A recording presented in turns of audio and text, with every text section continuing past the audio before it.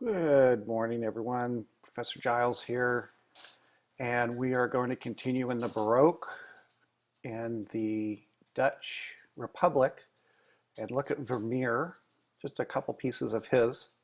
The book does a pretty good job of talking about Vermeer and his work. A lot of what he did were allegories, and they really are photorealistic.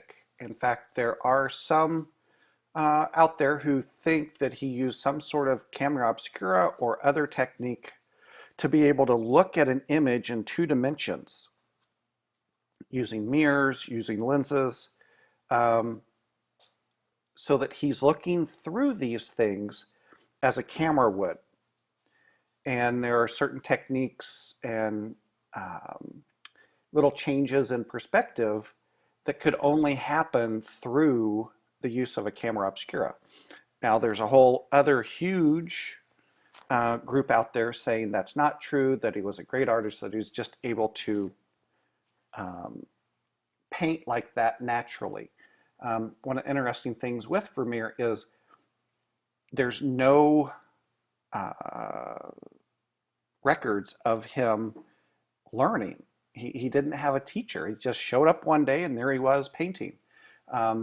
And one of the things that why people think there might be camera obscura, because of how he painted, the details look like little splotches, like what would happen with a camera. So anyway, he does these allegories.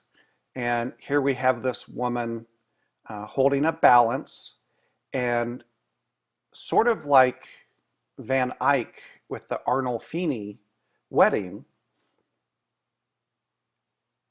he creates this symbology. He uses symbology quite a bit. And I once had an art history class in my graduate studies where we spent about 2 days going over this painting and all the allegories to it, and what the light up here means, and what the painting behind him of the Last Judgment means with Jesus up here. And she's holding a balance, meaning judgment, and what the pearls and the gold mean, and there's stacks of money. And look how she has her head covered and her head tilted. So there's all kinds of symbology in this. Not all of his paintings are like that. His very famous Girl with the Pearl Earring is probably his most famous piece, and really no allegory there. It's just a portrait. Now, I was able to see this in Atlanta 2 years ago, year and a half ago or so, and notice the size of this. It's only 18 inches tall by 15, so it's not huge, but you can see the brush strokes. But the amazing thing is, you see the brush strokes, but you don't see the brush strokes. They're there, but they're not. This dark is a thin layer of just darker blue with a little gray added to it. These are brush lines, but and up close you can see that they are brushes, that you can almost see where each individual hair came across. But from more than 2 or 3 feet away, it blends and it becomes the actual person, almost like a photograph. What is in focus and what's not in focus acts just like a lens, because she's not in focus. If you go back and look at a piece by Caravaggio, everything is crisp, everything is clear. But on Vermeer, nothing is absolutely clear. Look at her earring at this point, where it's made up of this whitish blob here and a little bit of this blob here, but there's no definition of where the actual edge of that pearl is. But when you go back to this, it's like, well, yeah, that's the body of it right here.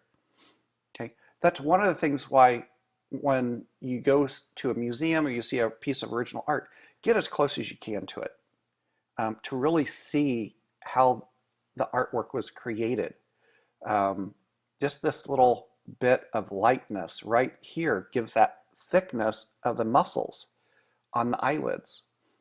You don't know where her nose ends here, but when you go back to this, it's obvious. Well, yeah, it's right there, but it's not there on the actual painting. Okay, so let's move on to the Baroque in France, and really what we want to see here, the most important, is of course the art of Louis XIV, the Sun King, one of the most extravagant kings, just over the top. Hundreds of portraits made of him, and his crown jewel, so to speak, is Versailles outside of Paris. And again, the book does a pretty good job of describing it. Basically everything you see here, the king owned. It started with this as just a chateau, a small little building, but very soon he started building and building and building, including a royal chapel right here. Notice how its architecture is more Gothic than all the rest that actually looks more Roman. A lot of these buildings were created later after his lifetime. And here's a plan of Versailles. The photograph that we were just looking at is down here, from right about here looking this way. There are the main gates, there's the old chateau, and then everything else, the wings built, and then the gardens. It was absolutely immense. You can go there and you can rent bicycles so that you can actually get around a lot better. Over here is a little farm setting, sort of a fake farm for Marie Antoinette, and because she grew up on a farm and she wanted to go back and think of her childhood. But inside, hello, there we go. One of the just great rooms is the Hall of Mirrors. Now, what is impressive to me about this isn't as much all the crystal chandeliers around, or how long it is, which it is pretty long, but it's all of the mirrors. Because the technology in that day, it was not a prevalent thing or easy to get, one, plate glass, but then to have the resources to actually create a flat mirror.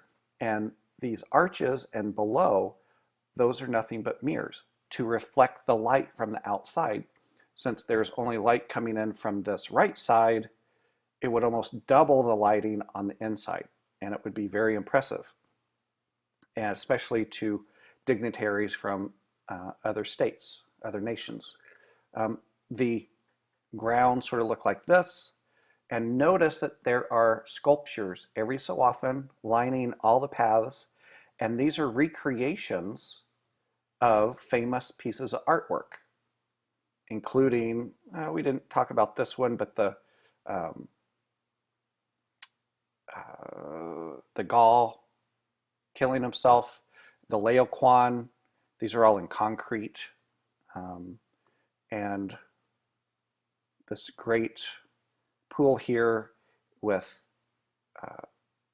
Poseidon coming up out of the water with his horses. Good view of it, okay? But this is Baroque. There's not as much push and pull to it. It is a little bit more staid and quiet, but very much in a French mode. Okay, real quickly here, we'll talk about Rococo. We should be able to very quickly.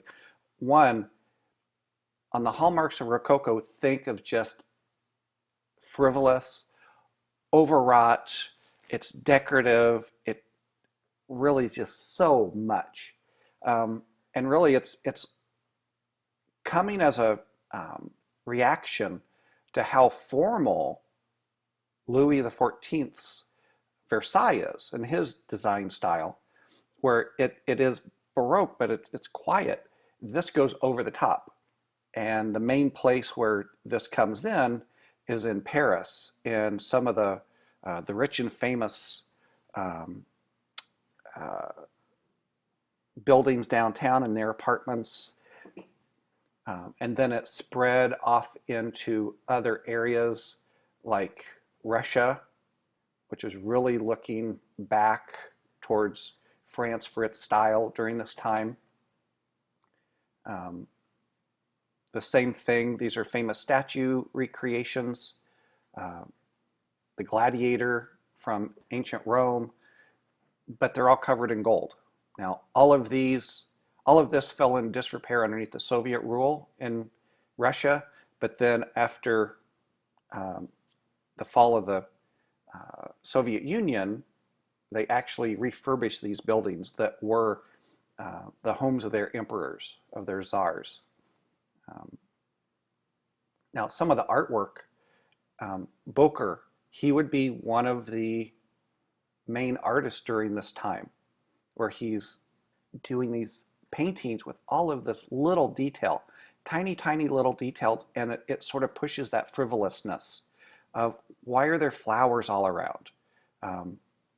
You know, all the detail in the background, the brushwork, little tiny, tiny little strokes, where everything is very detailed. Now, there's a whole story to go with that, but I won't tell you. And in the book, it talks about this, one of my, I don't know if it's one of my favorites, but I think it's just funny.